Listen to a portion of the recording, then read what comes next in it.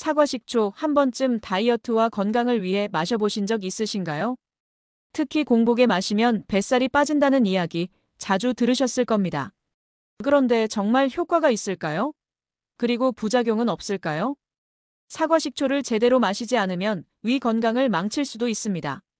오늘 영상에서는 공복 사과식초의 실제 효과, 체지방 연소에 미치는 영향, 그리고 반드시 주의해야 할 부작용까지 과학적인 근거를 바탕으로 차분하게, 정확하게 알려드립니다. 이 영상을 끝까지 보신다면 언제, 얼마나, 어떻게 마셔야 하는지 더 이상 헷갈리지 않게 되실 겁니다. 그리고 영상이 도움되셨다면 구독과 좋아요, 그리고 알림 설정 부탁드립니다. 여러분의 건강을 위한 더 깊은 정보를 계속 전해드릴게요. 사과식초는 왜 다이어트 식품으로 주목받았을까? 사과식초는 단순한 유행식품이 아닙니다.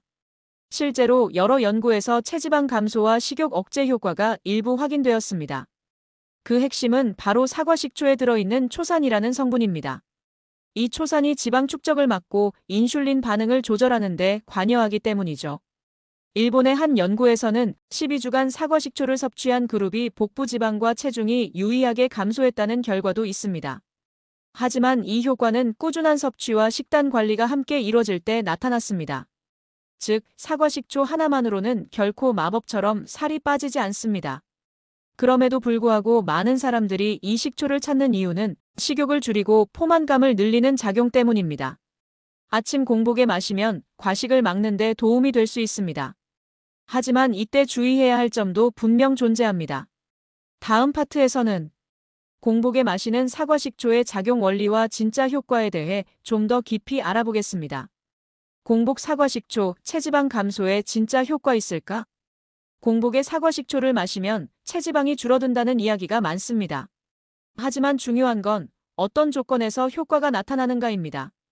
식후 혈당을 낮추고 인슐린 민감도를 높이는 작용은 일부 연구에서 확인됐습니다. 이로 인해 지방 저장을 줄이고 연소를 촉진하는 간접 효과가 기대됩니다. 공복 상태에서는 위가 비어있기 때문에 초산이 빠르게 흡수되어 대사작용에 영향을 줄 수 있습니다. 하지만 동시에 위산이 약한 사람이나 위험 증상이 있는 분들에게는 속쓰림, 위장 자극 등의 부작용이 나타날 수 있습니다. 모두에게 같은 방식으로 적용되진 않는다는 점이 중요합니다. 또한 초산은 AMPK라는 에너지 대사 조절 효소를 활성화시킨다는 연구도 있습니다. AMPK는 지방산 합성을 억제하고 체내 저장 에너지를 태우도록 유도하는 역할을 합니다. 이러한 생리적 메커니즘은 다이어트에 긍정적인 영향을 줄 수 있지만 운동과 식사 관리가 병행될 때 더 큰 효과를 보입니다. 결론적으로 공복 사과식초는 직접적으로 지방을 녹이는 음료는 아니지만 대사 환경을 개선하고 과식을 막는 데 도움을 줄 수 있는 보조도구입니다. 다음 파트에서는 공복에 사과식초를 마시면 안 되는 사람들, 즉 부작용과 주의사항에 대해 집중적으로 다뤄보겠습니다. 공복 사과식초의 부작용, 누구에게 위험할까? 사과식초는 분명 이점이 있지만 공복에 마실 경우 오히려 독이 될 수 있는 사람들도 있습니다. 대표적으로 위산 과다, 위염, 역류성 식도염이 있는 경우 주의가 필요합니다. 초산은 산성도가 매우 높기 때문에 공복에 위장에 직접 닿으면 자극이 심해질 수 있습니다. 실제로 사과식초를 공복에 마신 뒤 속쓰림, 메스꺼움, 위 통증을 호소하는 사례도 많습니다. 특히 위장 점막이 약해진 중장년층에게는 더 민감하게 작용할 수 있습니다. 이럴 땐 반드시 식후에 희석해 섭취하는 방식으로 변경해야 합니다. 또한 치아부식도 문제입니다. 초산은 산 성분이기 때문에 반복적으로 마시면 치아 범랑질이 약해지고 실인 증상이 나타날 수 있습니다. 마신 후에는 반드시 물을 한 모금 마시거나 입을 헹구는 습관이 필요합니다. 그 외에도 당뇨병 약이나 이뇨제를 복용 중인 분들은 사과식초가 혈당이나 칼륨 농도에 영향을 줄 수 있어 복용 전 반드시 전문가 상담이 필요합니다. 정리하자면 사과식초는 좋은 점도 많지만 체질과 건강 상태에 따라 반드시 조절이 필요합니다.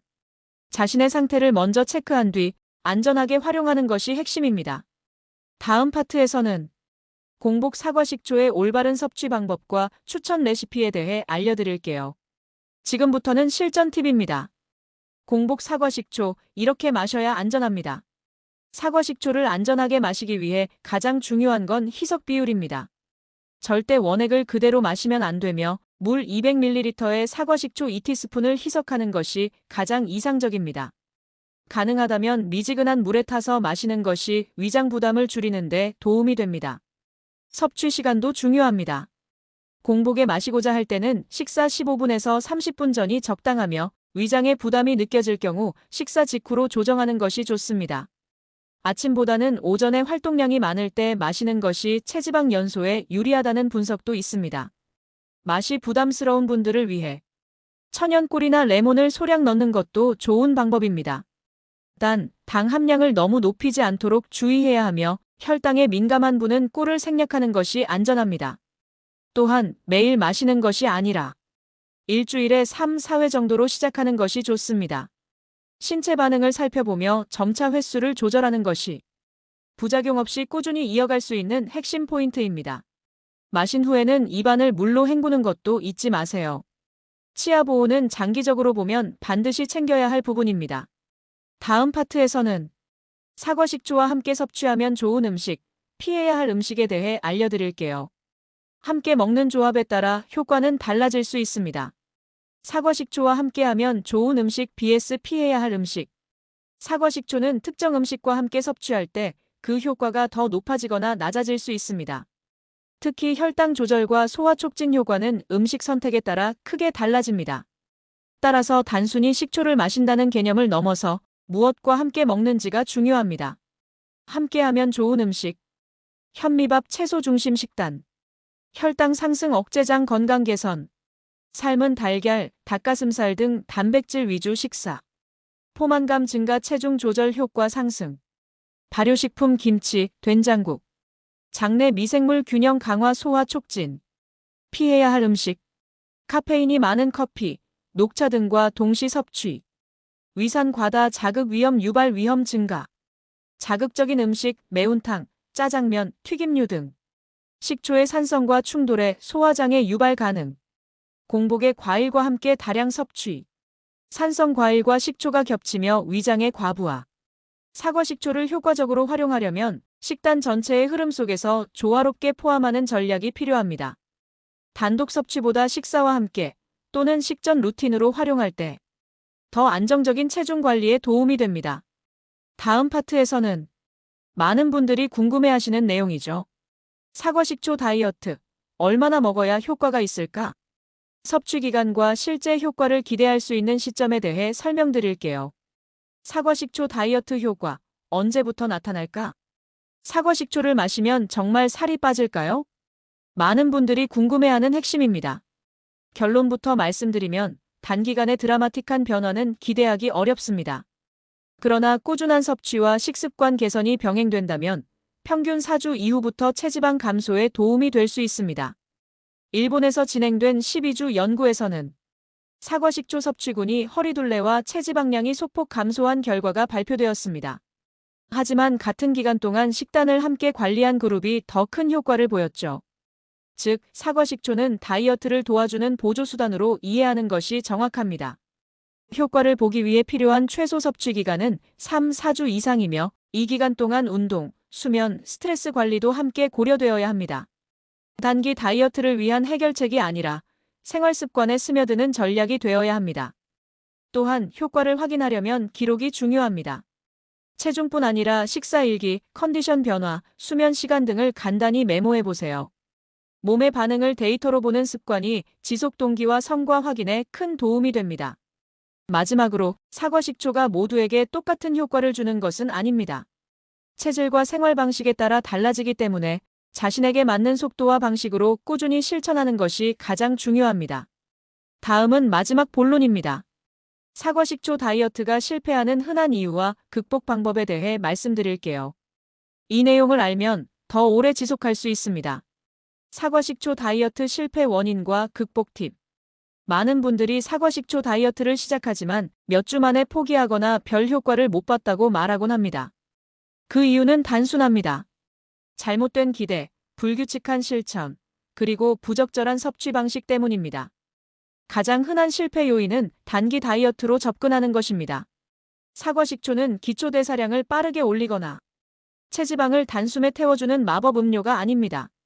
생활 습관 안에 자연스럽게 스며들 때 비로소 장기적인 효과가 나타납니다. 두 번째 실수는 불규칙한 섭취와 과량 복용입니다. 매일 다르게 마시거나 더 빠른 효과를 바란 나머지 희석 없이 진하게 마시는 경우 오히려 위장 자극과 피로만 남을 수 있습니다. 규칙적인 시간과 적정량 섭취가 핵심입니다. 세 번째는 기록과 관찰 없이 그냥 계속하는 것입니다. 체중만 보고 실망하기보다 기분 변화, 식욕, 수면 패턴 등을 함께 체크해 보세요. 작은 변화는 숫자보다 먼저 나타납니다. 극복 방법은 간단합니다. 욕심내지 않기. 일주일 단위로 리듬 만들기. 소화 상태 점검하기. 몸이 보내는 신호에 귀 기울이기. 사과식초는 지속 가능한 건강 루틴을 만드는 도구일 뿐입니다. 사과식초 제대로 알고 마셔야 합니다. 오늘 영상에서는 많은 분들이 궁금해하셨던 공복 사과식초의 진실과 주의사항에 대해 이야기 나눴습니다.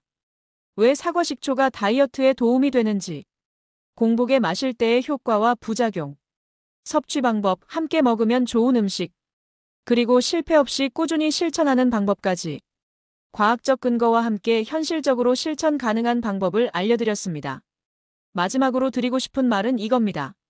건강은 단기간의 성과보다 꾸준한 습관이 만들어냅니다. 사과식초도 마찬가지입니다. 욕심내지 않고 내 몸의 신호에 귀 기울이며 조금씩 꾸준히 실천해보세요. 그 변화는 반드시 쌓여갑니다.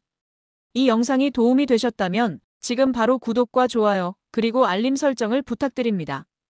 여러분의 관심이 저희에게는 큰 힘이 되고 앞으로도 더 신뢰할 수 있는 건강정보를 꾸준히 전해드리겠습니다. 지금까지 시니어 건강정보TV였습니다. 건강한 하루 되세요. 감사합니다.